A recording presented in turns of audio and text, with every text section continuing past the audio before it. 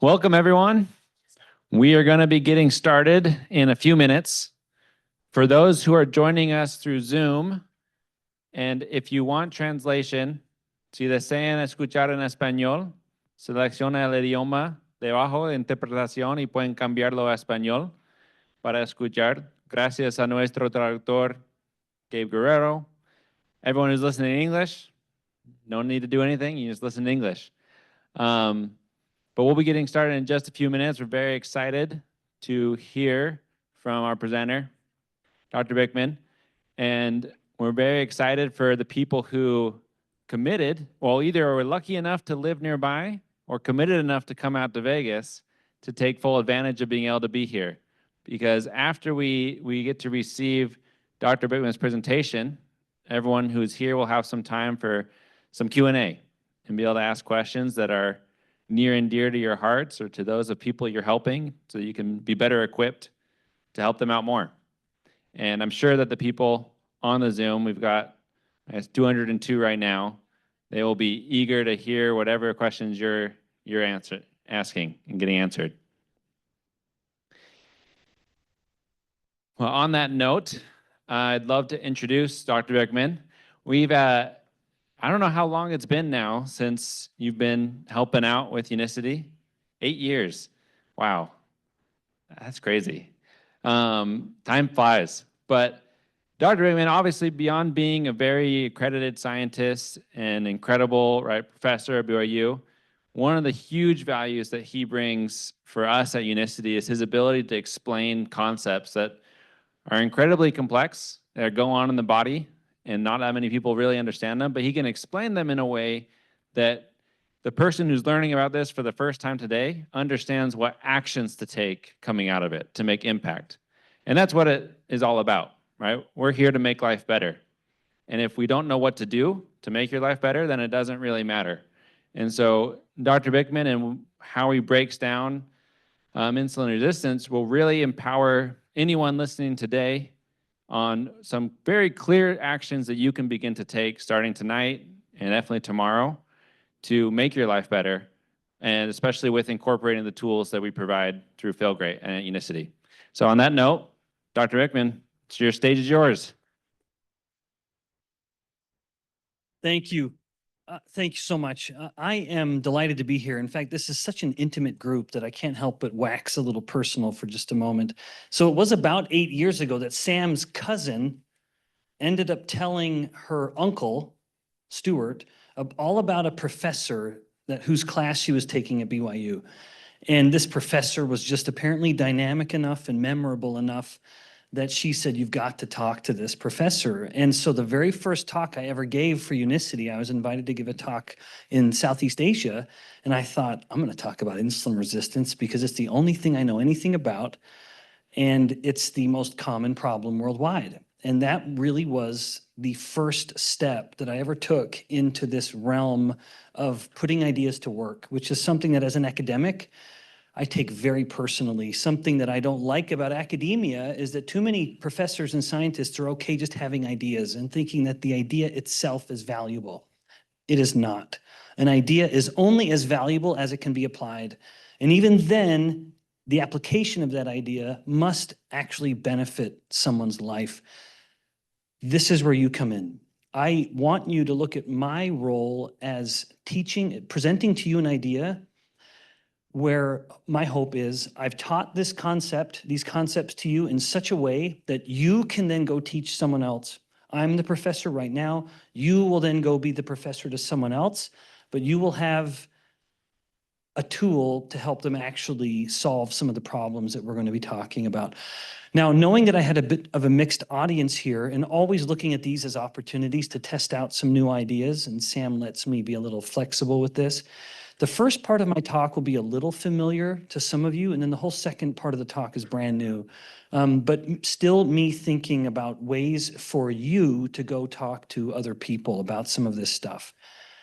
Now, just as a reminder, insulin, why would I have devoted my career to insulin resistance? Through my PhD studies, through my postdoctoral work, it's because this is truly the single most common problem, not only in the United States, where we know that metabolic health is compromised in up to nine in every 10 adults. Now, as a reminder, you want to think that we have it worse than anywhere else in the world. It's a kind of uniquely American thing to think that America is the worst. I say that as a foreigner, not being from the US originally. This is not true, that as bad as metabolic health is here, if you look at insulin resistance and prediabetes, the top 10 countries, we're not even in the top 20. So this is a problem very much globally, particularly through the Middle East and Asia. And then we start coming over to North America. Even in our own backyard, Mexico has worse rates of insulin resistance than we've got. So this is very much a problem domestically, and it's just as much a problem abroad. Now, I'm presenting this in the context of metabolic health, and I've already gotten a little bit ahead of myself, but just so that you know, it's very likely that your friends and family will know what the term metabolic syndrome is. That's a term that everyone has heard to some degree or another. And metabolic syndrome is this cluster of clinical complications that always go together. They have too much fat around the middle of the body. Their blood pressure is too high. Their blood glucose is too high, or they have dyslipidemia. Their blood lipids are in a bad range. This is the metabolic syndrome. But before it was ever called the metabolic syndrome, it was referred to as the insulin resistance syndrome, which as a scientist I prefer because I prefer precision. I want terms to be as precise as my hairdo. I want everything to be perfectly precise and accurate. Nothing out of place, no hair missed when you shave it. I want precision, and even in terms. So you would teach your friend, and we go to the same barber. You'd teach your friend that the metabolic syndrome is the most common problem worldwide, and it actually is simply a problem of insulin resistance. And then they're going to ask you, well, is it really that big of a problem? Yes. Virtually every chronic disease, what I refer to as the plagues of prosperity, all have one thing in common, namely that to varying degrees, they are all affected or a result of insulin resistance. Now, once again, let me be precise, just as you will be. I am not saying that insulin resistance is the only cause of breast and prostate cancers. No, but it is a common cause and contributor of those two cancers in particular. I'm not saying insulin resistance is the only cause of heart disease or type 2 diabetes. Actually, in type 2 diabetes, it is. So that one doesn't work. But even, say, infertility or depression or migraines, you would look at all of these disorders and think none of them have anything to do with each other. And that's simply not true. These plagues of prosperity or these diseases of civilization are all related to insulin resistance. They're all branches coming off the same tree. The paradigm that I want us to embrace is that rather than pruning or trimming each branch only for the branch to grow back, let's just cut the whole tree down.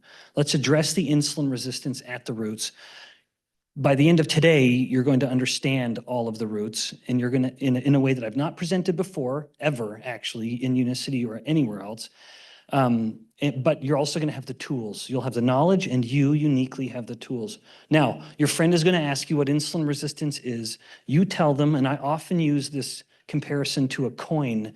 Insulin resistance is a problem with two parts. The first part is that some cells of the body aren't responding to insulin anymore. That's one side of the coin. But if I'm holding this coin, there's another side. And the other side of that coin is that insulin levels are elevated. Those are not the same thing. One is that insulin isn't working as well as it used to. And the second is that insulin levels are high. Those are two separate problems that always come together. And it's a topic for another time to go into how these two problems, which always come together, end up causing or contributing to all of these chronic diseases that we're all so afraid of. Now, your friend is going to want to know where insulin resistance comes from. There are three primary causes of insulin resistance, and I would even want you to use those terms. I would want you to say primary because there are secondary contributors, but we don't have time for those. We want to, and you don't have time, and your friend doesn't have time. You focus on the primary causes.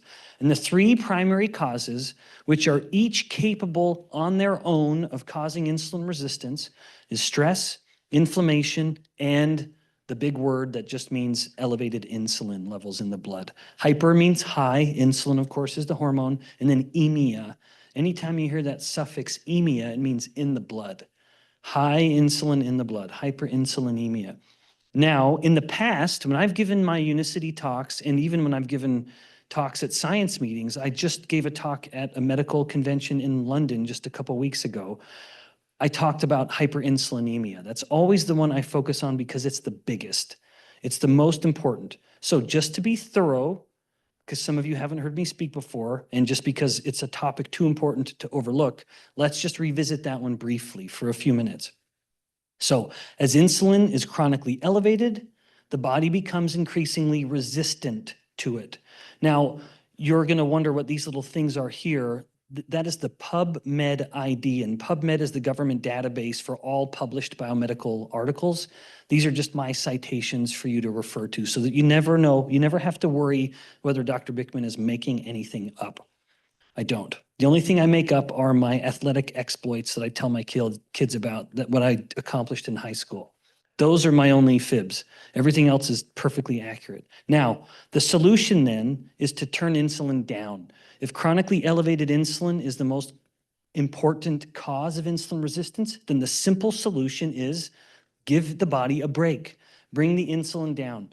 In the past, I've presented two different ways to do this. I'm going to adjust these slightly for my talk at the Global Convention in Bangkok. Is anyone going to be there, by the way? See you there. That'll be a new talk in and of itself, but it's going to be kind of meshed ideas from some of what I've worked out here in these Vegas meetings. So I've mentioned before the control carbs and the frequently fasting. Let's just revisit these because they are so important. You can never talk about this enough with your friends. Why the focus on carbohydrates? I don't want you to think that I am uniquely opposed to carbs for no reason. The focus on carbohydrates comes for two reasons. One is that globally, 71% of all calories come from starches and sugars. That is an exceptionally sobering statistic. So the vast majority of what we're eating globally is coming from starches and sugars. Unfortunately, this isn't coming from whole fruits and vegetables. It's coming from starches and sugars that are in bags and boxes with barcodes. Now, why does this matter? It's because of what these macronutrients do to insulin. This is the moneymaker slide. This is why I am such an advocate of managing your macros, that you want to focus on carbs and proteins because they have little to no effect on insulin. Pure carbohydrate, however, has a substantial effect on insulin. You eat a pure carbohydrate, which is very easy to do. That's essentially just something as simple as bread, but nowadays we have all kinds of options of just pure carbohydrate. And then insulin will go up 10 to 20 times and it will stay elevated for up to 3 hours. Importantly, this is in a person, the rare individual who's very insulin sensitive. Most people are not insulin sensitive, and in them, the insulin will not only go several times higher, but stay elevated for substantially longer. Now, one given load of glucose, a very modest amount of carbohydrate that someone can eat, ripping open the bag or box with a barcode and consuming it, their insulin can stay elevated for up to 5 hours. Now, one of the most remarkable findings that I'd stumbled across from an old paper was finding that even in the most insulin-sensitive, young, healthy humans, like college-aged males can do all kinds of metabolic damage and abuse to their bodies and just shrug it off. They are just the strongest, most once upon a time at least. I'm a college professor and I can tell you, unfortunately, it's changing rapidly. But classically speaking, that is the group that is the most metabolically bulletproof. Even then, even in those bodies, if they eat a couple bowls of cereal worth of carbohydrate, their insulin can be elevated for up to 10 hours. Thus, I focus on this the most because most people are spending every waking moment and sometimes now even all of their sleeping moments in a state of elevated insulin. And when insulin is high excessively, the body starts to become resistant to it. All right, so what can you do? You tell your friend, perhaps the most important thing is focus on fiber. In nature, when you're eating starches, it should come with fiber. We have pulled the two apart because food manufacturers don't want fiber in those foods because then you'll eat less. because fiber will control your appetite a little better, and we'll talk about that in a second. But when you take that insulin response to carbohydrate and add fiber to it, and you can tell your friend that you have a very good one, it will bring down the insulin response. And in fact, speaking of balance, we looked at the glycemic response with an in-house study, and this is just as a point of interest for you. Classically, Unicity has said to take balance 15 minutes before the meal. That orange line is what happens when you take it with the meal. So it actually is a little better. And I understand that's kind of changing a little bit in real time, which is great. But let that even be a testament to how determined this company is to be right at the cutting edge. That to my great delight, Unicity is always willing to think like a scientist, which is if we find evidence that what we thought was wrong, we'll pivot. There are not a lot of companies, I believe, that are going to be humble enough to have that kind of change of direction when it's called upon. Okay, now what else? You have another tool you're thinking. You're thinking, I have something else I can share with my friend. There's also something called chlorogenic acid that you'll want to talk about, because these are direct quotes from this study, but just read these quotes, but just finding that chlorogenic acid, this bottom one, is able to lower the glycemic impact of foods and chronically lower background blood glucose levels. So even in a fasted state, chlorogenic acid is helping control blood sugar. And of course, as blood sugar is better controlled, insulin will be too. Now your friend would say, well, how can I get these chlorogenic acid? And you say, boy, I've got something that can help you. This is what I was alluding to earlier, where you have solutions to these problems. All right, now that's enough for the control carbs part. What about the frequently fasting? The fact is, minute for minute, the fastest way to lower insulin is fasting. The problem with fasting, of course, is that you get hungry. So your friend is going to say, yeah, but I can't fast. I just get too hungry. Well, what's the best way to help them control their hunger? One thing you could tell them is, you need a little theobromine. And they'll say, what is that? And you'll say, theobromine is a plant molecule that actually it falls into this category known as a bitter tastant. So the very first global convention I ever attended was when Unicity came out, actually. It was when it was announced and shared. I vividly remember, in part because I was so starstruck. As an academic who goes to meetings, it's just a bunch of boring scientists who don't really care about what each other's doing because they've already read all your papers and they know what you're going to talk about. This was the first time where I saw people like clapping and standing and getting excited about something other than maybe like an old Billy Joel concert or something like that. But it felt like a concert. It was amazing. But my point in bringing that up is that I heard people mention a hint of a bitter taste. If you ever have a friend who says, boy, there's a hint of a bitter taste, you'll say, yeah, by design. Because as much as you taste the bitterness in your mouth, a hint of a bitter taste, you actually have bitter taste receptors in your intestines. And when those bitter taste receptors are sensing something like the theobromine, they tell the brain, there's a direct signal. You know that they say the gut is the second brain. There's a direct signal from your gut to your brain saying, let's eat less. So if they say, boy, this has a unique taste, you tell them it does indeed. It's supposed to have a unique taste. It's the theobromine, and theobromine helps control appetite. And I have a way for you to get some theobromine in your lifestyle plan. But also I'd mentioned that fiber has a satiety-inducing effect. Now, the obvious part of the fiber is everyone always says, well, it provides bulk. Yeah, it puts something in your stomach and it can help you push off some acute hunger. But that's too boring for a scientist like me to focus on. I want you to focus on something more exciting, which is the short-chain fatty acids. I am an enormous fan of short-chain fats because of our very sterile eating environment where everything we eat is preserved in a package or preserved in a fridge or frozen. We don't get a lot of fermented foods. In our history as humans, as adults, most dairy we consumed would have been fermented. A lot of plants we consumed, if we hoped to store them at all, it would have been fermented in the ground or bottled up perhaps if we had such means. But fermentation is what gives something that little bit of a sour taste. You know what I'm talking about? When I lived in Russia almost 30 years ago, 25 years ago, I fell in love with something called kefir. Kefir, it's the Russian word for this kind of soured milk, and it has such a delightfully sour taste. It's because of the fermentation. And anytime you taste something sour in nature, it's fermented and it's the short chain fats that you're tasting actually. Now, you're thinking, when you take Balance, you don't taste something sour because you haven't made them yet.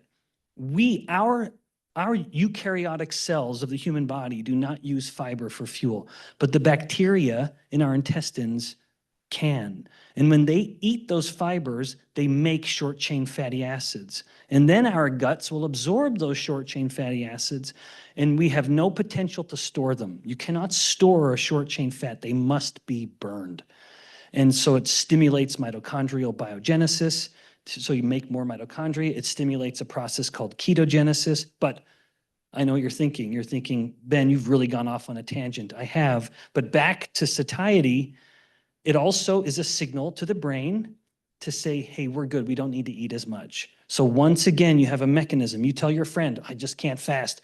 You say, you need more short chain fats. And they say, how on earth can I get some short chain fats? And you say, well, you can make them with these prebiotic fibers, and I have a good way for you to get them. Now, let's move on to something that I have kept my finger on the pulse of since the very beginning. During my dissertation work, we had one of the first funded projects from Johnson & Johnson to study a class of hormones called the incretins. These are hormones that come from the gut, and this has become the hottest topic in biomedical pharmacological realm to a point I've never seen before. Just as a way of a point of interest, the intestines are a very active endocrine organ. One of the classes I teach as a professor is a class in graduate endocrinology, and I love it. In another life, I would have been a pediatric endocrinologist. I just am fascinated by hormones. Now, I teach my students that once upon a time, we looked at hormone glands, the hormone-releasing glands of the body as just being the standard ones, like the thyroid gland, the adrenal gland, the gonads, and that was the end of it. Now, just so you know, literally every single tissue in the body is an endocrine gland. It's almost boring. What used to be a very exclusive club is now just a party for everyone, including the intestines. But literally, the heart makes hormones, the bone makes hormones, your skin makes hormones, and so too does your gut. And it makes a lot. The most famous, what's the most famous one? Do you guys know? GLP-1 is the most famous. There's never been anything like this. This kid went from being unknown 30 years ago, practically, to becoming the biggest kid on the block. There's no hormone that is obsessed over as much as GLP-1 is. This is the hormone that is leveraged with drugs like Wegovy and Ozempic. Even if you'd never heard of GLP-1, you sure as heck have heard of Wegovy and Ozempic. Now, why? It's because GLP-1 does a lot of stuff. The main thing that GLP-1 does, especially at these Wegovy doses, is that it slows the stomach to a point where it can become actually quite lethal, frankly. But it will slow the stomach and make you just not feel as hungry, but sometimes to catastrophic consequence. It'll also directly act at the brain, telling the brain to eat a little less. So that's going to help with fasting, right? Because that's still the overall topic that I'm talking about. But the consequences, if I were one of the talks I gave in London a couple of weeks ago was all about the GLP-1 drugs. That was, I'm something of an expert on GLP-1 drugs. And so I was there speaking about them. I could go on and on about the negative consequences of these drugs, but that's not what I want to focus on. But just so that you're aware, not only are people experiencing paralysis of the intestines, which can kill them, they are also up to 40% of the weight they lose is coming from lean mass, which is mind-boggling. So for every 10 pounds of weight that they've gone down, 4 pounds is coming from their muscle and their bone.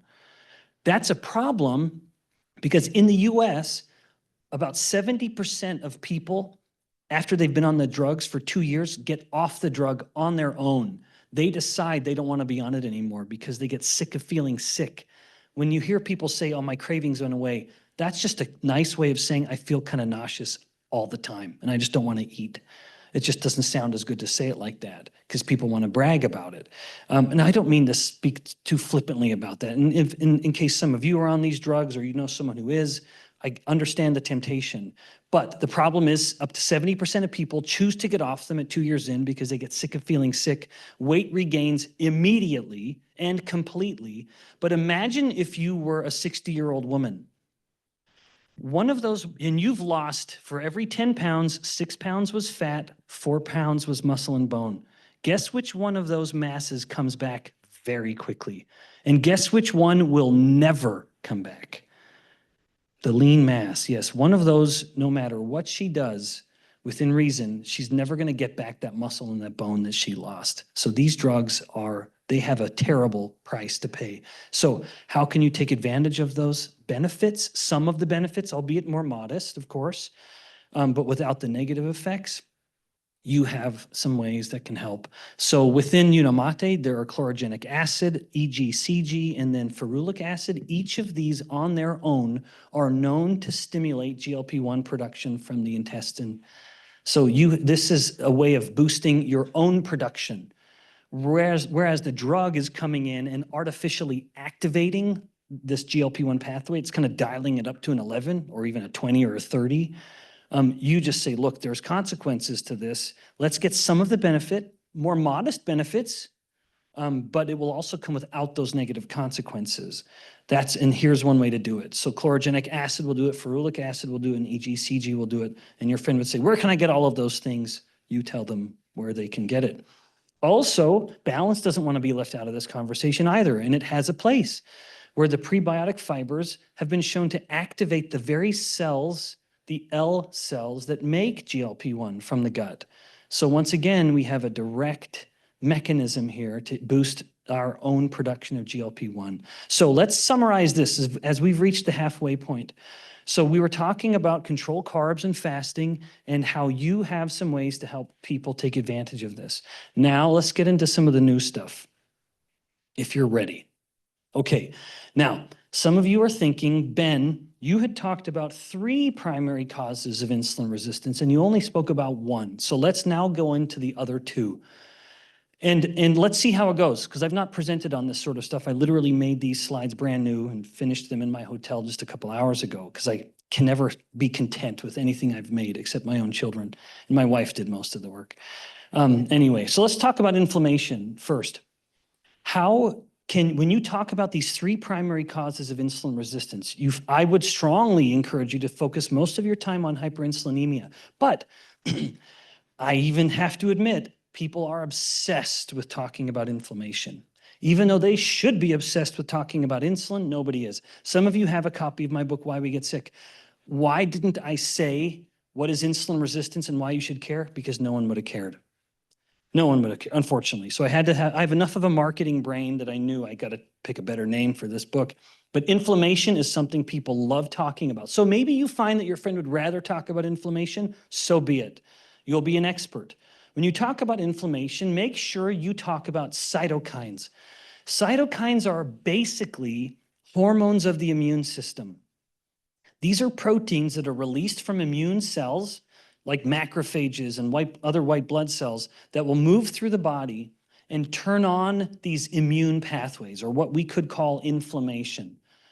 But as these cytokines keep going up, the body becomes ever more insulin resistant. And some of these citations right here, by the way, are mine.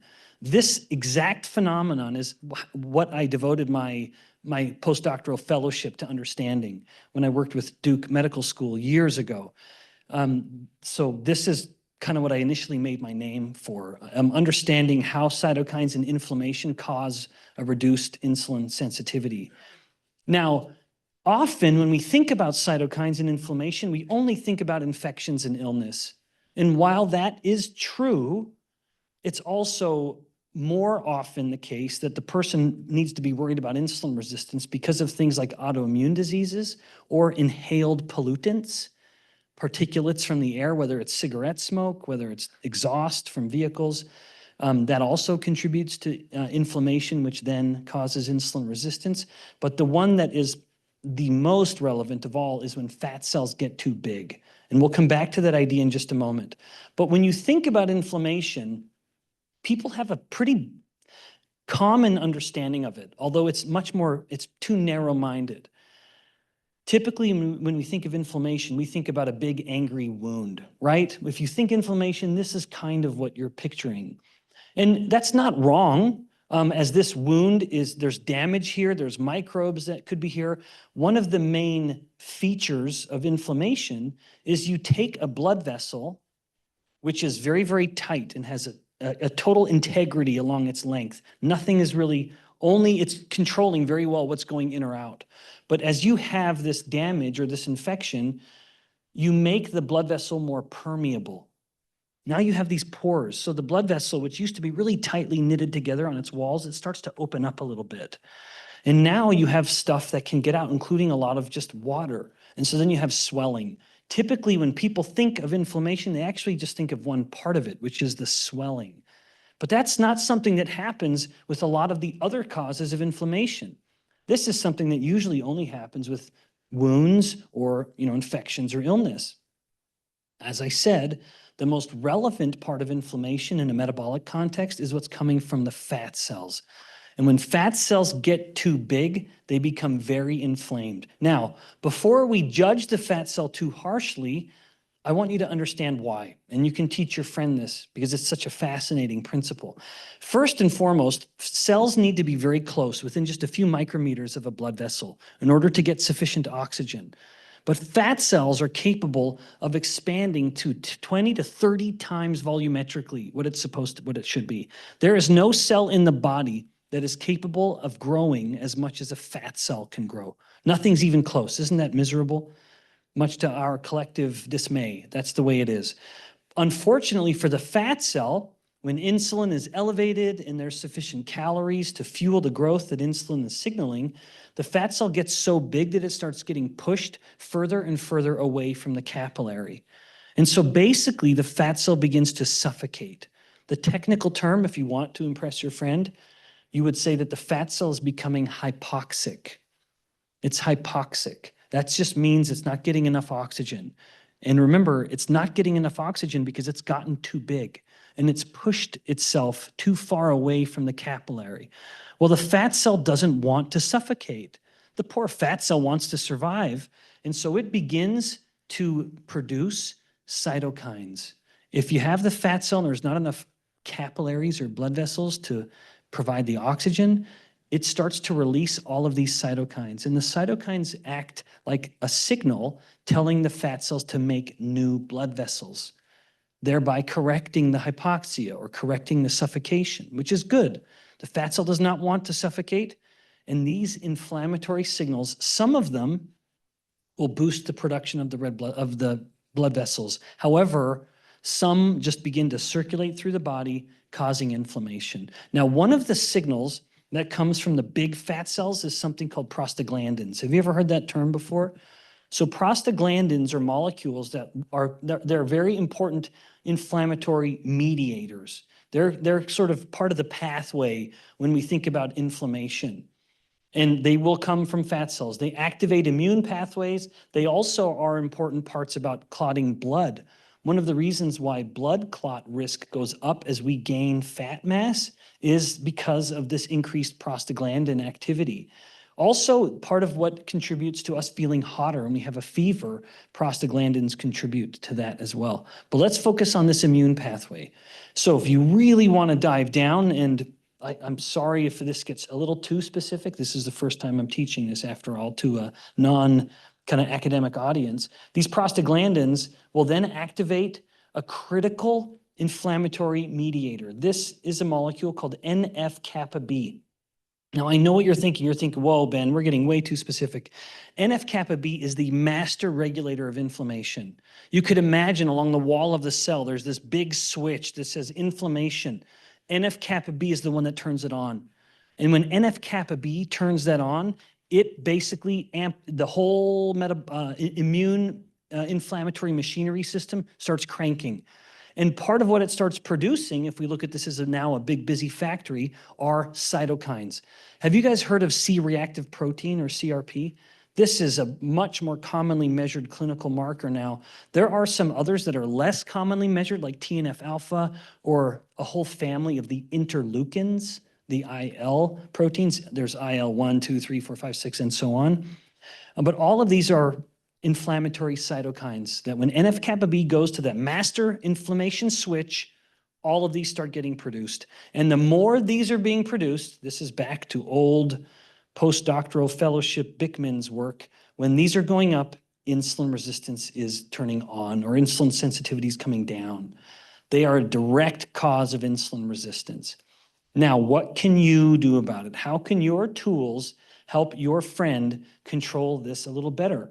Well, there is a shocking amount of information, to be honest, a shocking amount of peer-reviewed studies published looking at how yerba mate is capable of, in this case, actually turning the macrophages into an anti-inflammatory scenario. So the macrophage will start to fight the inflammation rather than turn it on. The macrophage can go both ways. It can be pro-inflammatory and anti-inflammatory. This study found that it could directly, in humans, promote an anti-inflammatory milieu or environment. Even further, this study found, once again, in human subjects, it was in men who have a much higher risk of heart disease than women. Ladies, I'm sorry that women weren't included in this. Heart disease is just generally a problem for the men. In fact, men die more of everything, except breast cancer and Alzheimer's disease. But you should worry about the men around you, honestly. Men just die from almost everything more, including just killing themselves. It's really quite unfortunate. And there's no evidence on that here, but even still, look at what happened with yerba mate consumption in these men. CRP, C-reactive protein, which is a better clinical predictor of heart disease than LDL cholesterol is, by the way. CRP went down by 50% in these men by just taking the yerba mate. Interleukin-6 went down by 16%. They didn't measure TNF-alpha in this study, unfortunately. So pretty remarkable findings that you can talk to your friend about. Now, your friend may say, well, how on earth is it resulting in such improvement in inflammation? And you'd say, well, it's inhibiting NF-kappa B. So yerba mate has been shown, some of its molecules, to directly inhibit this master pro-inflammatory switch. Now, have you guys ever heard, one other topic before I leave inflammation behind, have you ever heard of leaky gut? Leaky gut is a real phenomenon. Some people want to pretend it's not. It absolutely is real. What happens there is that the intestinal cells normally are very tight. Imagine a bunch of bends stacked up against each other with our shoulders really pressed against each other, like soldiers with our shoulders together. Nothing is getting past us. This is 155 pounds of pure muscle. Nothing's getting past this lineman here. Yeah, in my dreams, right? So whatever's going to get in is because the cell will say along the wall of the gut, it will say, I recognize you, you can come in. And then a cell will take that, incorporate it into itself, and then pass it into the blood. With leaky gut, it's like the bends now are stepping away from each other. They're letting things come in that should not be coming in. That's something called paracellular transport. It's supposed to come through, now it's going past or right beside. And the most common thing that we care about that comes through is something called LPS, lipopolysaccharide. Lipopolysaccharide is a part of bacteria. And now these things which should never come into the body are leaking into the body. And boy, when LPS comes in, it just cranks up NF-kappa B and cranks up inflammation. What about this then? You can tell your friend, I even have something to help with that. Because this has been shown, the saponins in yerba mate or in Unimate have been shown to block the effects of LPS in the body. Now, this is blocking the effects of LPS, and your friend may say, well, I just want less LPS to move at all in the first place. Then you say, okay, well, in this, the Unimate, have the Unimate address the effects of the LPS, turning down the body's response to it. And if you want to reduce the amount of LPS coming in the first place, well, then I have something else to help. Because the prebiotic fibers are going to help those epithelial cells, the bends standing like soldiers, to be very, very functional, very tightly packed in, so that less stuff can slip through the line, can pass through the epithelium. Okay, that's the inflammation part, which, as much as it pains me to say, most people would prefer to talk about that over insulin, and it does pain me to say it. What about stress? Let's finish with this one, and then we can do some Q&A. Okay, now stress also is important. One of the main Now, I had mentioned earlier to you that I teach advanced endocrinology or graduate endocrinology. When I think about stress, and I encourage you to do the same, you should think of the stress hormones. And one of the most prominent among a handful is epinephrine, also known as adrenaline. An interesting feature of epinephrine is that when epinephrine is up, the body typically starts to become less insulin sensitive.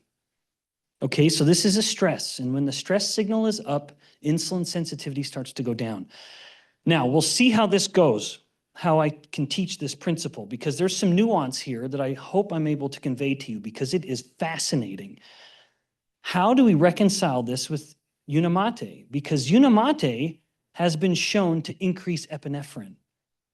And yet, I just told you, I showed you evidence that Unicity helps control glucose and improve insulin sensitivity. So how do we have both, in the case of Unicity, an increase in epinephrine and an improvement in insulin sensitivity? Well, to understand this, I believe we need to introduce another hormone that you've probably heard of called dopamine. You've heard of dopamine, I bet. Dopamine is an epinephrine opposite. It's the kind of anti-epinephrine in many ways, but not every way. When dopamine goes up, the body becomes more insulin sensitive. Interestingly, dopamine also stimulates fat burning, in fact, substantially. So you can tell your friend some of this nuance and say, if you're stressed, you need to help your dopamine go up. How can I help my dopamine go up? Well, you have a way to help that happen, where yerba mate has been shown to actually promote the survival of dopamine-producing neurons. So you are directly facilitating the survival of these neurons that produce dopamine. So they're a little stressed. You say, well, we need to try to help your body make a little more dopamine. But remember, you can even make the story more compelling by saying, actually, you have something here that helps with both. It takes advantage of the best parts of epinephrine, because among the many things epinephrine will do, one thing it does, well, I got a little ahead of myself, but first and foremost, dopamine will control some of the effects of epinephrine, including offsetting the insulin resistance that epinephrine is trying to produce. But the one thing they do together, they both stimulate fat burning. So this is an incredible dynamic duo when it comes to fat burning. Because again, epinephrine wants to promote insulin resistance, but it also promotes fat burning. One of those is good, one of those isn't. Dopamine is all good. It improves insulin sensitivity and it promotes fat burning. And it controls some of the negative effects of epinephrine. It's basically like these are two siblings. They're both very competent. Epinephrine tends to be the wild child. Dopamine is the good one who keeps epinephrine in line. I have 7 older brothers, so I know what I'm talking about when it comes to keeping some siblings in line. I'm the youngest boy, so I was always the good boy, to be perfectly frank. I was the one trying to tell them to stop doing it. Let's go with that. Okay. All right, so I hope that makes sense. This was, of everything I was about to teach you today, this was the one concept that worried me the most, because it's the most nuanced. I want you to understand that stress is a cause of insulin resistance. And then depending on how you choose to talk about this, you can say, yeah, but some stress is good. There is such a thing as good stress, where if you can take advantage of the good parts and help control the bad parts, like the insulin resistance. And the combination of increased epinephrine and increased dopamine, that is a remarkable metabolic combination that collectively is a win. It collectively leaves the body in a better place. Now, what do I mean by good stress? There's a concept in physiology called hormesis. That's a term that you could kind of throw out. It's a really important idea, but it's this idea that a little stress can be good.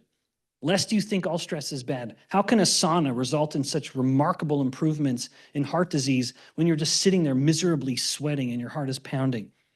How can something like exercise, that's damaging your body. That causes substantial oxidative stress when you exercise, but it also results in substantial antioxidant defense mechanisms that get turned on and linger. Something like fasting, that's a stress on your body. Ice bath, I know if you're anything like my wife, you're ready to vomit at the very idea of an ice bath. But all of these are things that are a stress on the body, and yet the there's a benefit that outweighs any negative effect. That is hormesis. Hormesis is a term of physiology to imply that within a certain range, this stimulus, which could be noxious or harmful, ends up becoming very beneficial. That's what I would want you to take away when it comes to stress and the effects in particular, the effect of some of the tools you have at your disposal to help your friends and loved ones become more insulin sensitive. So the things I hope you take away from this are that insulin resistance is not only the most common and most relevant health disorder worldwide. I want you to understand what it is, and I want you to understand the three primary causes of it: stress, inflammation, and chronically elevated insulin. And then the good news that you have to help your friend feel great by overcoming and breaking down these three primary pillars of the most common metabolic and overall health disorder worldwide. Thanks for being such willing students, and I'd be happy to answer any questions I can. Thank you.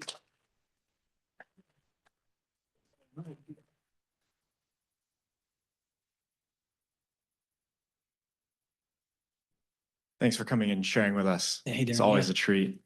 So Googling around, investigating GLP-1, one of the functions that keeps coming up is that GLP-1 increases insulin secretion in the body, Yeah. which makes me wonder, how can it help with insulin resistance? Follow-on question, David Ludwig's review talks about, while GLP-1 stimulates beta cell insulin secretion, the gastric emptying effect kind of overcomes that.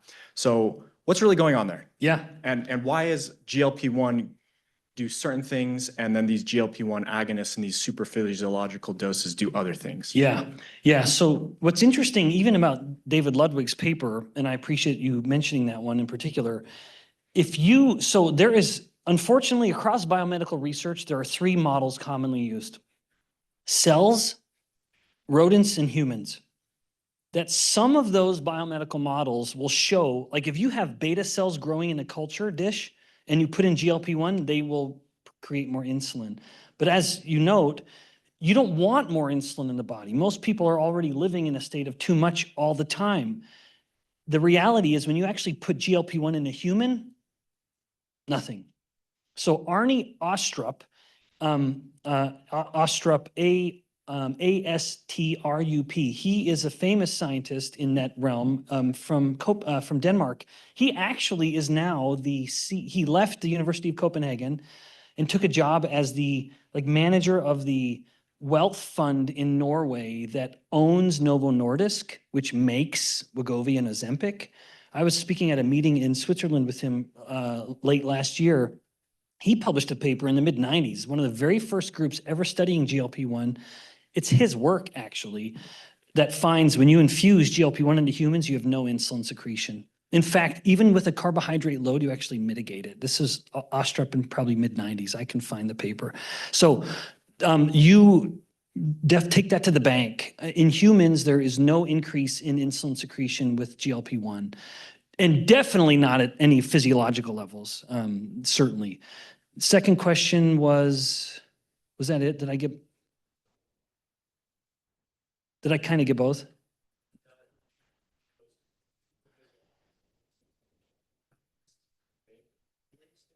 Yeah, I don't know. I'm unaware of evidence that shows that actually. The overall effect, so when these GLP-1 agonists first came out, I mean, as I said, I have literally been a part of that conversation since the very beginning. I just never could have imagined it would turn into what it's turned into. It's the power of, the moment Kim Kardashian and Elon Musk start bragging about Ozempic, then all hell breaks loose.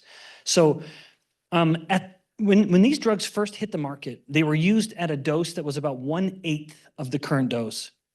It wasn't even on their radar to turn it up to the dose they're using now. What's an interesting feature of pharmacology is that you actually file a patent on a dose.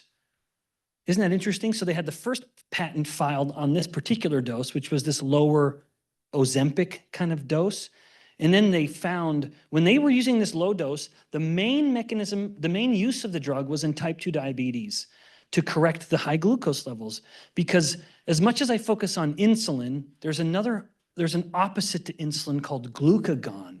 And whereas insulin wants to lower blood glucose levels, glucagon wants to increase blood glucose levels. And anyone who's a diabetic, type 1 or type 2, always has high glucagon, and that's always driving their blood sugar levels up. Well, GLP-1 drugs at that low dose inhibit glucagon. And by inhibiting glucagon, you can bring down the blood sugar levels and you're making their diabetes better. However, they noticed, even at that low dose, some people found that they weren't eating as much. They weren't as hungry and they were losing weight. Well, that's when they really leaned into it. And they said, well, let's just multiply it by 5 and give them this 5x dose. And then they filed a new patent, called it a new drug. It's literally the exact same molecule. And now that's resulting in this weight loss because they're basically slowing their stomach down. Now, one more just thought on that, because it's so remarkable. When someone goes in for a surgery and they're going to go under general anesthesia, they'll typically tell them fast for 24 hours because they don't want anything in the stomach, lest the person vomit that out and then inhale it in and they start to get kind of some pneumonia. They start suffocating on their own vomit. What they found, however, is that if people were on these GLP-1 drugs, even 24 hours with eating nothing, they still had food in their stomach. That food should have left 18 hours ago because it only should be sticking around for 4 or 5 hours. Independent or related to that, people on these drugs will find that they have what's called Ozempic burps, where the food is sitting in their stomach for so long that it's literally putrefying. And now they have these noxious fumes bubbling up their esophagus and they're burping, and it's horrific because it's like they're rotting food in their stomach. This is why 3 out of every 4 people on the drugs get off them 2 years in, because they just get sick of feeling sick. But even those who stay on the drug, there was a paper published, and I don't remember the citation, but I vividly remember the figure. It looked at the reduction in sweet cravings. Because let's admit it, that's one of the things that we want to indulge in the most, right? They looked at the sweet cravings. The moment the person started the drug, within just a few months, sweet cravings had dropped. As they continued on the drug, at 12 months, here was baseline. 6 months, boom. At 12 months, oh, it creeped up a bit. 18 months, creeped up a bit. 24 months, it was right back where they started. Even though they were still on the drug, their cravings had come right back. This is the power. The problem with those drugs is that it's trying to remove the person's discipline. They're not learning any strategies. It is a drug-induced artificial improvement in cravings. The reality is it's a bit of a hard slog. You're dealing with deep-seated dietary habits. You want to help your friend with something that's going to last longer than 2 years. And I think you can. Okay, what else? Ben, I'm a big fan. Yeah, hey, Trent. I'm going to ask 3 questions. You pick the one you want to respond to, because I can't pick one. Trent and I go to church together, by the way. Yeah. We go to the same church building every Sunday. Okay, just for that alone, I'm going to answer all 3. Go. Okay, number 1, what's so bad about blood sugar spikes? We hear spikes. You avoid the spike, the blood sugar spike. Can you maybe tell everybody why a spike is something to be worried about? Yeah. So there's a lot of nuance there, but I really appreciate the question. So one given spike, if it were one spike every 24 hours, I'd say all right. Now, however, so the problem is most people don't just have one spike. But as much as we see blood sugar come up and down, remember, blood insulin is at least going to be about 3 hours. And depending on the person, it may be up for 5 or 6 hours just from one blood sugar spike. So as much as we look at the glucose, because we can measure it with a continuous glucose monitor, if we also had a continuous insulin monitor, which is at least 10 years away from happening, it's so complicated, we would see that while the glucose came up and down, the insulin had a much bigger curve. So always keep your other eye on the other curve that you can't see.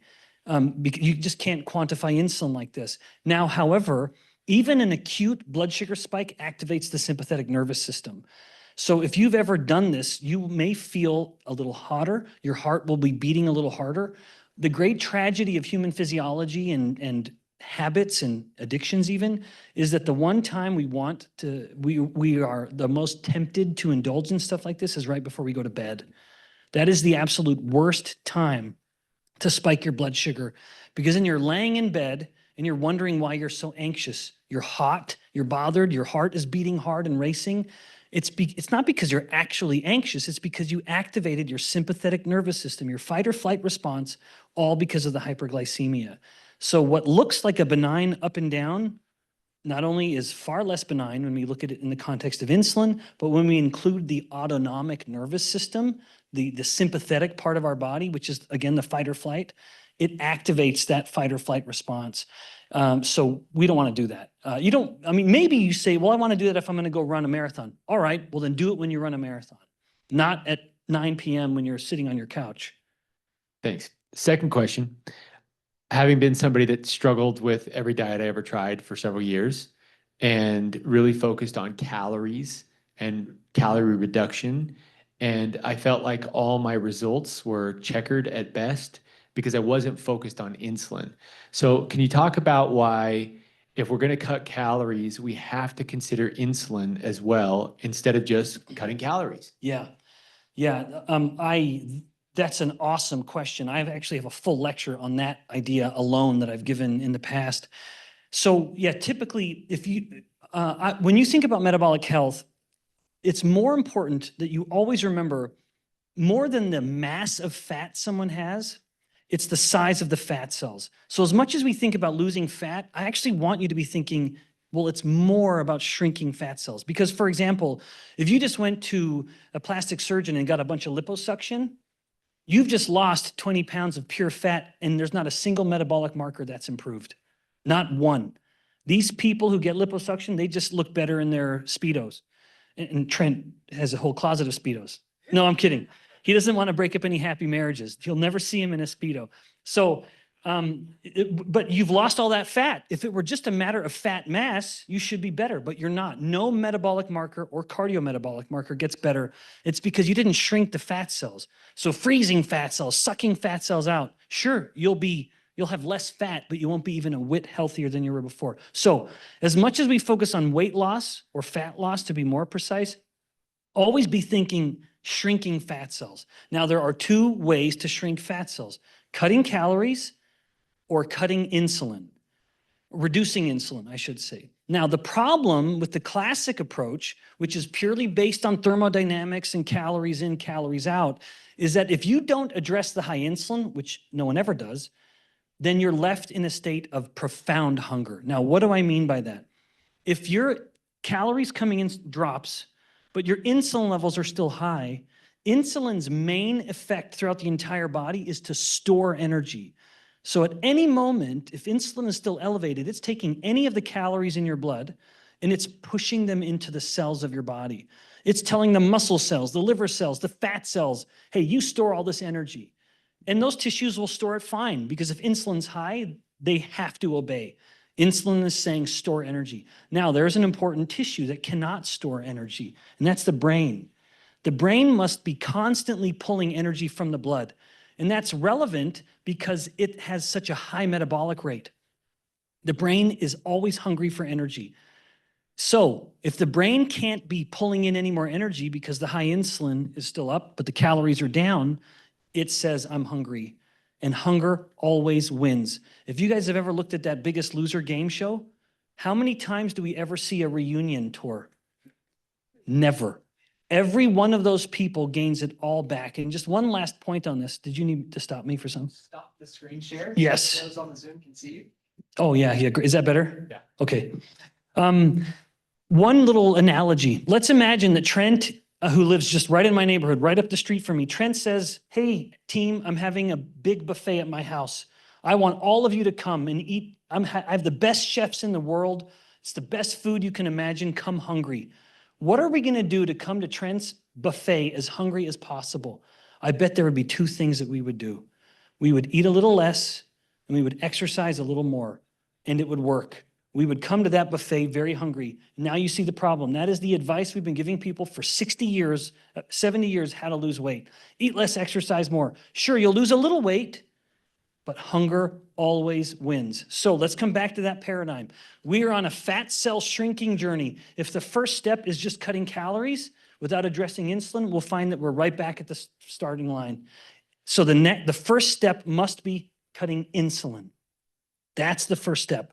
If we address insulin through control carbs, in particular, that is the first step always. Control carbs. Focus on, eat as much of anything else as you want. When you're hungry, eat. If you're not hungry, don't eat.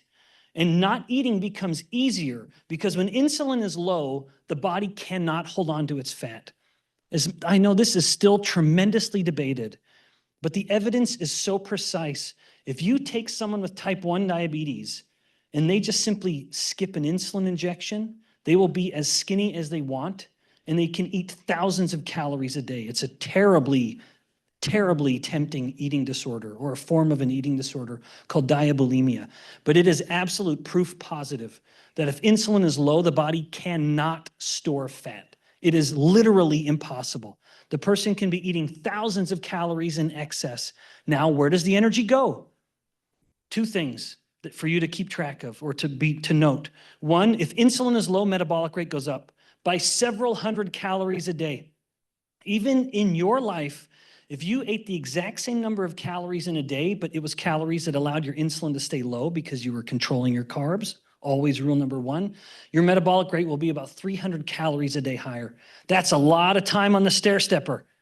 Or just control your carbs and lower your insulin. And second, when your insulin is low, you're burning so much fat, you can't stop burning fat when insulin is low, because insulin is the only signal that tells the body to stop burning fat. And you start making ketones from that fat.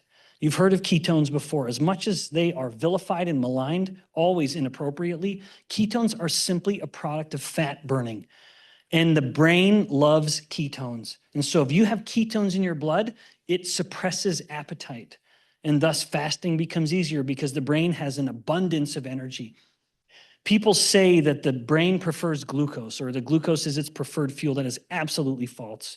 The moment ketones start to come into the blood, even if they are way lower than the blood glucose levels, the brain is already getting most of its energy from the ketones. The brain thrives on ketones. So to sum it all up, there are two ways to shrink your fat cells. Yes, reducing energy is one way, but don't ever start with that step. The first step is reducing your insulin by controlling carbs. Now, a person may find, I've taken that first insulin step, I lost weight, but I have more to go. Now you say you're in a good position to take the next step of cutting calories, but don't do so by a low-fat, low-calorie type diet. Now you do so by frequently fasting. So that comes second for a reason. That should not be the first one. In my mind, if a person starts with fasting, they're putting themselves in a position to get really hungry, and it turns into a bit of a binge purge kind of fasting style where they say, I'm going to fast for 24 hours, and then they just eat a bunch of junk food at the end of it, and then they feel stuffed, and they feel sick, they feel shame, and then they say, I'm going to do better tomorrow, and they do the exact same thing tomorrow. So more important, when your friend is ready to frequently fast, you tell them, more important than how long you fast is what you eat when you break your fast. So when the fast is ending, that's the moment that matters most. Thank you. And I want to give the mic to somebody else. Thank you so much. And to validate what you just said, I mean, since starting this protocol, weight has come off effortlessly and it has stayed off. So by focusing on insulin. It works. As I'm passing the microphone away, just tell us, is there a benefit to working out in a fasted state versus a fed state if all calories remain the same throughout the day? Yeah, that's a great question. So my answer to that question is it depends what the goals are. If you are training for an Ironman, Darren, do you still do Ironmans? No, you've wised up. I don't blame you. It's crazy. Yeah, so if you are training for an Ironman, then I'd say don't exercise fasted. Get something in you. If you are a middle-aged guy who's trying to keep his wife happy, fast. Exercise fasted. I'm that one. You're there with me. Yeah. Great to have you here. This Novo Nordisk. Yeah. You talk about the Ozempic, the Wegovy, but then there's Mounjaro. Is that part of that same family? Sure is. Different. Mhm. It sure is. Yeah, And then they're where all do you part of the same. see the whole Nordisk thing going? Do they just take over the world and everybody goes up just Yeah. sucking on that stuff, or does it go away You know eventually? what? So I actually have a talk. The talk I gave in, actually I've given a version of it here too. So that's not going away anytime soon. What's so remarkable about how the field is continuing to evolve, They're continuing to lean into the incretins to stimulate weight loss by slowing the guts. The problem when you slow the guts is you basically break digestion down. And so the person starts to become very malnourished. And that's the reason why they're losing so much muscle and bone mass. So what the future direction is going to be is trying to couple the profound weight loss of these drugs and combine it with a drug that helps to maintain muscle mass. It will never work. Because these drugs that maintain muscle mass, there's a hormone, there's a protein called myostatin. And there in humans, we first found this, there are some humans who have a mutation in the myostatin gene and they become very muscled, just naturally very muscled. This is taken advantage of in cattle. You can block this myostatin protein and get them really big, really muscled and get way more meat. There have been attempts to block this in human clinical trials, and it just causes cancer all the time. If you try to stop something, if you stop its ability to stop growing, that's, of course, cancer. So what I imagine the future of this field is going to be is no way are they going to be turning back from these GLP-1 based drugs. They just result in so much weight loss, and the market just continues to climb. It is not plateauing even. It's just continuing to go up. They're going to just continue to try to go polypharma and say, yes, you're taking this drug, now also take this drug to undo the side effects of that. And then there's going to be another drug to undo those side effects. That is what polypharma is all about. And everyone who starts on a drug for these kinds of lifestyle problems, it never stops with one. This is why, if I bring it back to type 2 diabetes, which is where the GLP-1 drugs started, this is why they say type 2 diabetes is irreversible. Uncurable, irreversible, because the standard of care is start with this drug. You're going to start with metformin. Then the metformin stops working, okay? Or they have muscle pain because of it, or GI problems. Okay, well, let's add this drug on. And then it has problems and it starts working less and less effectively. Well, then let's add this drug on. So within time, they started with one drug, now they're on 6. That's a very common number, all to control originally one single problem, which is that their blood sugar levels are too high because they're insulin resistant. So the same thing is just going to happen here. The great tragedy in all of this, of course, is that it's the food we eat that is the culprit when it comes to these metabolic problems, but thus it's the food we eat that can also be the cure. So what we put in our mouths is either the culprit or the cure. You are in a position to help it be on the latter of the two. Hi. First of all, I follow you on Instagram. I repost your stuff all Awesome, the time. awesome. I've read your book. It felt like you're saying everything I've been trying to teach people for a long time. I wanted to ask you, so I've done peptide training, and semaglutide is a peptide, and people using peptides have gotten good results, but using it in very small doses. Mhm. And the problem here is the poison is in the dose. Yep. And the dose used for weight loss is even much higher than originally used for the diabetes Yep. dose. So is there anything that you can comment on as far as recommendations if someone was already on one of these medications, if they were to lower the dose and then combine it with something like Unicity or the Yeah, Feel Great system? that's exactly what I say. In fact, I probably shouldn't say this. There's a company who has found that I mentioned a moment ago that the patent is in the dose. There's a company that's attempting to patent a low dose and couple it with a low carb diet. That's like going to be the whole standard of care. So absolutely. The fact is, again, when these drugs first came out and they were used at the lower doses, I was a huge advocate of them. I thought these drugs are remarkable effects, but it's just when the dose kept creeping up and up and up. So if someone's on the drug, I would say with your healthcare provider, start to wean yourself off as well as you can, get to the least effective dose, and then combine it with some substantial lifestyle change. That is absolutely what I tell people to do for the reasons you just elaborated on.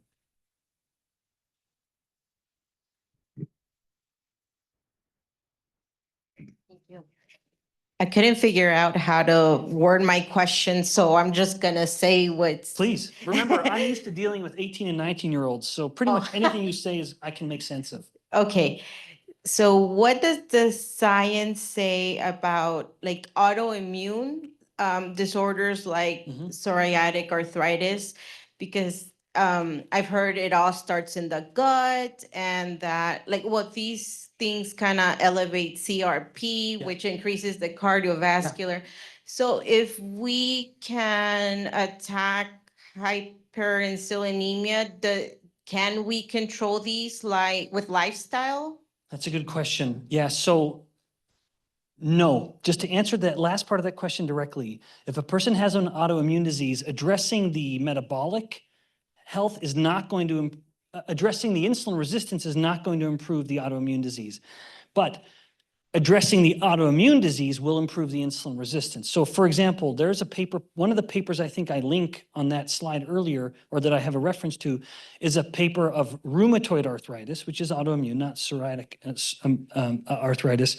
But in this paper, has been shown in other autoimmune diseases, autoimmune conditions will ebb and flow. And as you see the autoimmune condition subside or become more aggressive, you can track the insulin resistance with it almost perfectly, which is just further testament to how relevant inflammation is. However, you did say something that I think is very relevant, which is the gut. Every autoimmune disease I'm aware of has an environmental trigger. A person isn't just born with an autoimmune disease that is active at the time of birth. It is something that develops later. Type 1 diabetes, it starts later in life. Celiac disease, it starts later in life. Any of these arthritic rheumatoid or autoimmune conditions, they start later when the kid starts to eat stuff or we start to breathe stuff or put certain things on our skin. So the most important vehicle for this is absolutely the gut.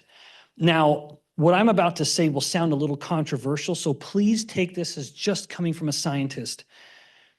I know people, in fact, I am an advisor for a healthcare company, not a supplement company, but a healthcare company whose main focus is getting people off their medications for their autoimmune diseases, where there are individuals with just debilitating Crohn's disease, which is these kind of damage of the whole digestive tract from mouth to bottom, and like to the point that they're dying from malnutrition. They just substantially change their diet. And the only way to do this is just heavy elimination diets. And the whole problem goes away. And and you're wondering, well, where's the controversy? It's because they basically put them on carnivore diets. Humans are very well adapted to eating other animals. And within the plant realm, many plants that we have grow now are fine, but some aren't in some people. And please don't take what I'm saying too far or think that I'm being extreme. If I hadn't seen some of the data myself, I would not even talk about it. But the results of some of these findings are so mind-boggling. The correction and what people who wanted to die, their autoimmune disease was so bad. So to wrap all of that up in a little tidy bow, an autoimmune disease requires an environmental trigger.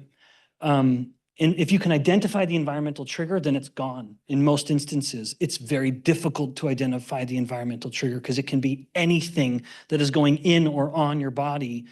But to then bring it to the final step for this lecture, if it is aggravating an autoimmune condition, you will be compounding the problem by causing insulin resistance. So the insulin resistance will be a consequence of the autoimmune disease, which itself is going to be a consequence of some environmental trigger. It's a good question.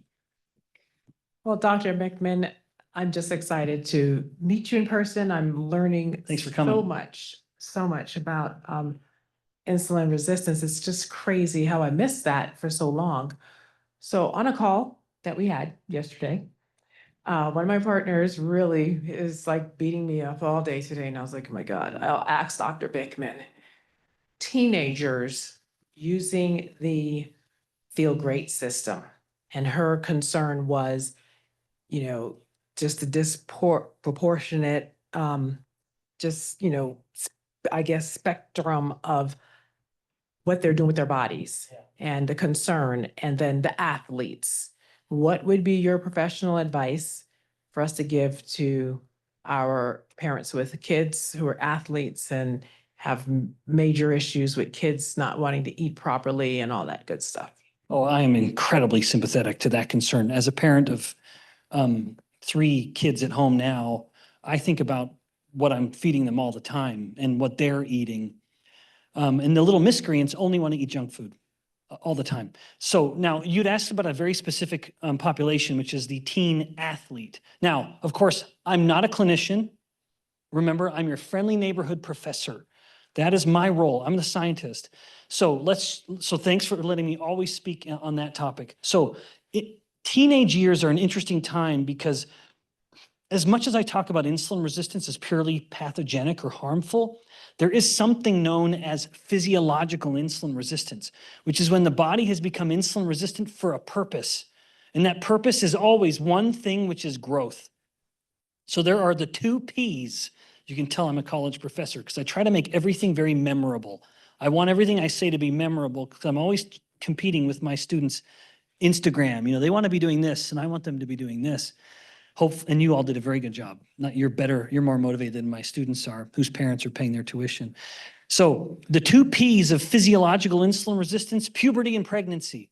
Both of those are periods of explosive growth, incredible growth, very rapid growth. Whether it's the pregnant mom who's growing a little baby and getting ready to feed that baby, so she needs a lot of extra fuel on her, or whether it's the teen who's going through this incredible change. So insulin resistance is a natural part. Now, that's not what you asked, but I just wanted to share it with you guys. Now, let's talk about the teen.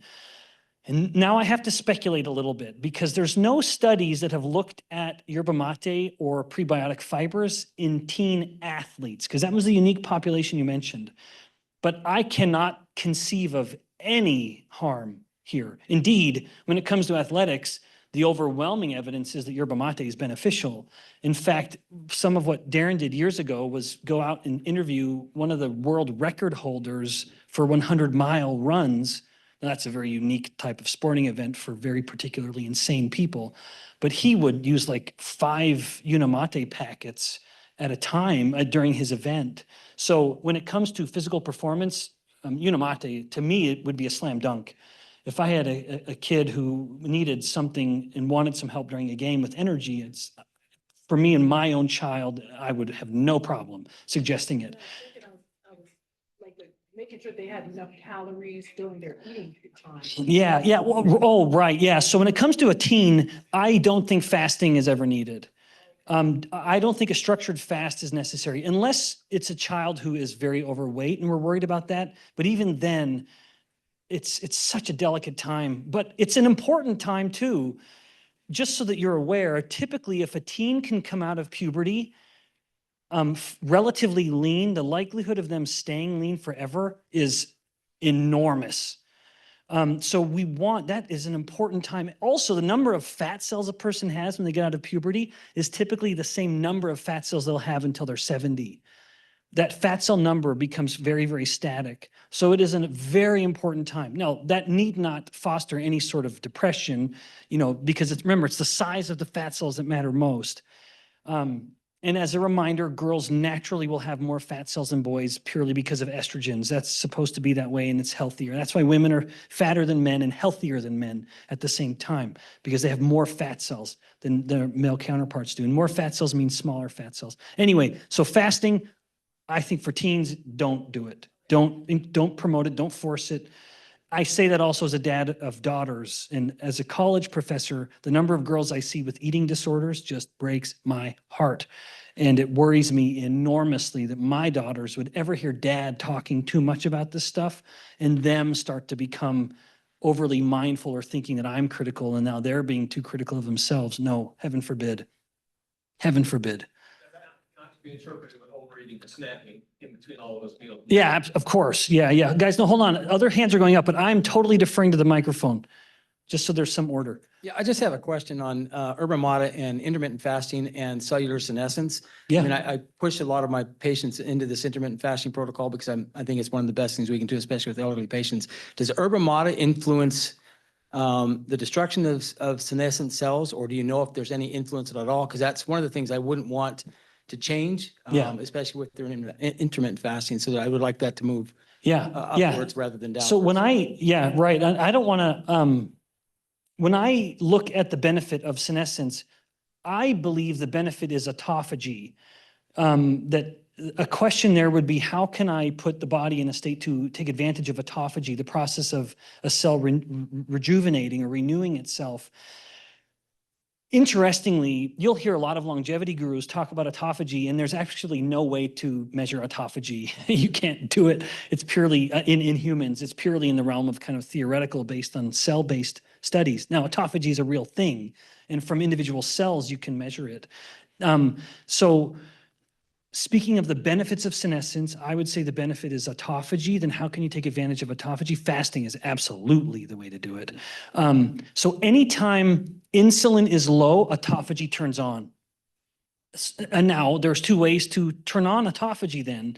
One is what I call, I've never talked about this in a Unicity framework, and I'm going to talk about it for the first time. I've thought a lot about it. I've wondered how I can bring it up, and now I'm going to. So the first way is through a caloric fast, which is what you're talking about with intermittent fasting. If you have these structured periods where you're not eating or drinking any calories, insulin must come down because it is the hormone of the fed state. It cannot stay up in a fasted state. It must come down. So a caloric fast is a way to do it, but you have to eat sometime. Then I think the power of insulin and autophagy and senescence is a nutrient fast. This is a term that other people don't talk about, but I'm bringing it to life right now. A nutrient fast is when you are eating calories, but your calories are such that your insulin is staying low. And that's the power of this control carbs being the first rule. If you are fueling the body, but it's primarily proteins and fats with little to no insulin effect, you do not stop autophagy because it's not the calorie that stops autophagy, it's the insulin from those calories. And so as much as in the insect studies, in the animal studies, if you can promote autophagy, you promote longevity. So it stands to reason that the same thing will happen in humans, although we could never actually do those studies and follow humans to death for their whole life. But I guess the question is, will urban mate influence it? For the Right. better or for worse? Absolutely for the better. Yep. So yerba mate has molecules that will stimulate autophagy. In fact, that ought to be a topic in and of itself, and it very well could be. So yes, sorry, thanks for bringing me back. Absolutely, yes. Not only a direct effect of some of the molecules like EGCG, but then even the facilitatory effect of promoting a fast. Yeah, that's a great question. Hi there. Hey there. So you started with insulin sensitivity and how it's low and bad things associated with that. And then you spoke about 3 primary components to that. Yep. And you talked about these products that have components that will help mitigate that. But then the next logical step is how does that really relate back to what you started with, insulin sensitivity? Is there any evidence that this will increase insulin sensitivity? And if so, what's the time constant on that? The time on that? Yeah. Yeah. So yes, a resounding yes. Yeah. I mean, that was a very big part of what I hoped to convey today, that as much as we have the 3 primary causes of insulin resistance, stress, inflammation, elevated insulin, the 2 components of the feel great system, the Unimate and the feel great imbalance rather, each of those actually has an effect at improving those 3 primary causes. So a resounding yes, that these are going to work. And I introduced you even to some of the mechanisms. The rate at which it improves, it depends on where the person is starting. I've published a paper using some of these same tools, finding that in 90 days, you can take humans that are just diagnosed with type 2 diabetes and stop it entirely. It's totally gone without ever a pill popped or a needle injected. So I think 90 days is a very realistic time frame. Depending on where the person's starting, even 30 days. To be honest, in some instances, even 2 weeks. So the nice thing about this is, as much as the metabolic problem is severe and very prevalent, it is also very, very reversible. So 90 days is an absolute yes from full-blown type 2 diabetes. All right, to circle back around what Beverly said. So my son just turned 15 a couple of months ago. He's 15, 6'4", 247 pounds, and about 20% body fat. So he's playing football, of course. So the coaches said that they wanted him to come in August at school year, 260, but about 13 to 14. 60 or 260 pounds, So bigger, 40 pounds bigger. 13 pounds bigger. He's Oh, where was he start? he's 247 Oh, now. okay, okay. They want him to go to Wow. 260. And he's 15? Yeah, Sheesh. right. And it probably doesn't help because I have an ice cream and donut shop that he's working at right now. So. That definitely doesn't help. So with the Unicity, it's like, with that, because he's looking for something, because he's training 2 a days, he's like, they're at this level where these student athletes are looking to take something to enhance their performance that is not dirty or restricted, anything like that. Yeah. And so, as Beverly mentioned about the Unicity, would that be something that's clean for him that would actually work? Yeah, yeah. So I have a lot of thoughts on that. I mean, that's a big kid, and you want that to be as much muscle mass as possible, and he wants it. So I'd make sure you're saying, look, they want you to gain 13 pounds. Let's make sure that is beastly mass that is going to make you faster and hit harder and run, move better. So make sure that it is a focus on muscle mass, which needs to be, I mean, if a kid's trying to gain 13 pounds, let's say 15 pounds of pure muscle, you want him not to be hungry. That he's got to be working hard and eating a lot of protein and fat, because that is literally what muscle is made of. This is not made of carbohydrate. It is literally made of protein and fat. That is the very substance of the muscle. But make sure that it is protein and fat, because you absorb the protein better when the fat is with it, and it's more anabolic. I would say, yes, Unicity will help. I would also strongly encourage him, again, as your friendly neighborhood professor, to be getting a few grams of creatine every day and maybe taking it before his workout. I'd take creatine in the morning, and you could take it anytime, and then take the Unicity before his exercise sessions. But then, I mean, do your very best just to let that mass be muscle mass, not fat mass, because that's such a critical time. And you don't, and not only with just how many fat cells you're going to keep, but also what habits are you laying down now in life? And if it's a habit of him eating to gain weight, then I would worry that, well, how hard is it going to be to break that habit when he's 30? And now, he's got a type 2 diabetes problem potentially. So yeah, Unicity will have no problem. Now, again, please remember, I'm speculating. There's truly no studies on this in teens. So I can only speculate, but there's nothing there that I'm aware of that would be any problem at all. But for the sake of his workouts, creatine absolutely helps. There's no question. And then muscle and protein and fat, particularly in the morning. In the morning, when your greatest catabolic or breakdown state, make sure he gets protein. No bowl of cereal. I'd say anything you can do to kind of have like a Rocky style shake, or 6 eggs and bacon with some butter. If that morning can be fat and protein, boy, then you're building. So the morning protein is the most important time. Out of respect for Dr. Bikman's time, this will be the last question for the Q&A session. No Shoot. pressure. Last. I know, which was kind of like a couple in one. Yeah, no problem. So you had mentioned that the number of fat cells you have like out of puberty is the number that you kind of have throughout, which makes me think, okay, well, if you don't have as many as out of puberty, is that going to so you're not going to, or you may become more insulin resistant quicker or at a lower weight, like fat, That's a quote. That's a brilliant question. And then also the other one was just statins. I've heard maybe before that they help, or that they create insulin resistance. So that was kind of my things there. Great questions. So in fact, that first question is very, very astute. So if you went through puberty very, very lean and then gained weight later, do you have a lower threshold for that weight gain? You'll recall when I first spoke here a year or so ago, I talked about the personal fat threshold. Actually, it's possible you could in men. Women, because of estrogens, have a much greater capacity to make new fat cells even later in life, particularly gals on the buttocks and hip.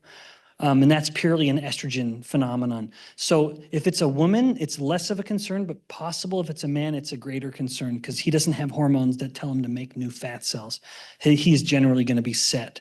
But that is very much the case across various ethnicities. As I've touched on before, I did my postdoctoral fellowship with Duke Medical School, but in Singapore of all places, beautiful, lovely, tropical Singapore. Why did the Singapore government want scientists to come study diabetes? It's because they were wondering about the kind of ethnic spectrum. Why would you have a Caucasian kind of European white guy who gains 10 pounds and he's perfectly fine, he's just chubbier, but you look at the same 10 pounds gained in a Chinese guy or a South Asian guy, and he is now fatty liver, hypertension, infertility, every metabolic problem you can imagine. It's because his body can't make new fat cells very well or has a lower number like you'd alluded to. So anyway, I'm getting a little off topic, but yeah, I mean, it's possible that if you went through puberty very, very lean, you'd have a lower potential to hold fat later in life. Statins, the evidence in women is very damning when it comes to statins causing insulin resistance. I'm unaware of evidence in men, but women who go on statins have a 50% greater risk of developing type 2 diabetes, all things considered. And what's so tragic is that they're on the statins because of their cholesterol levels, and yet type 2 diabetes is a far stronger predictor of heart disease and heart attack risk. And so you're actually increasing the greatest risk factor for heart disease, which is type 2 diabetes. It's not even close. When you compare LDL as a risk factor, it's almost irrelevant when you compare it to type 2 diabetes. It is way stronger of a risk factor. So I have exceptionally strong feelings about statins. I believe them. Remember, thanks again for letting me just speak as your friendly neighborhood professor, not your clinician, and not on behalf of any other organization but myself. I think statins are one of the most overprescribed medications on the planet, and they should never be prescribed until a person has had their coronary artery calcium score measured. So you can do a CT scan of the amount of calcium in the arteries of the coronary arteries, the arteries of the heart.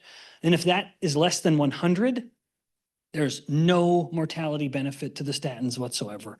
If that number is over 100, then there is evidence to suggest statins do improve mortality from heart disease, but it may cause other problems like muscle pain, increased risk of dementia, increased risk of diabetes, particularly in women. So women appear to be much more sensitive to statins, the harms of the statins, and it could just be in part because women just don't die as much from heart disease like men do. So it could be something else that gets them. But even still, even in a man, regardless of what the blood lipid levels are, I would strongly recommend getting a CAC scan because, again, if they're less than 100, and many of you are probably at 0, I'm at 0, when I measured about a year ago, there's no suggested benefit of a statin. I actually gave a talk on that effect to the Intermountain Health, IHC in Utah, the big hospital system, to their cardiology unit. And boy, they were angry. And I just said, well, then show me data that proves me wrong, you schmucks. Because I was just showing them study after study. And I said, show me the data. Oh, you don't have it? On that note. Thank you. Thank you so much, Dr. Bikman. It's so wonderful to have you here. Stick around for all the questions. Thank you for everyone who came here so that you could participate in the Q&A. We really love it. I know that we had 500 people watching it and 400 stuck around for the Q&A. And so it's very, very helpful. We will be sharing the recording through your Unicity office in the announcements section next week. And so you'll be able to come back and do another review. But yeah, thank you, Dr. Bikman. Class is over. Thanks, guys.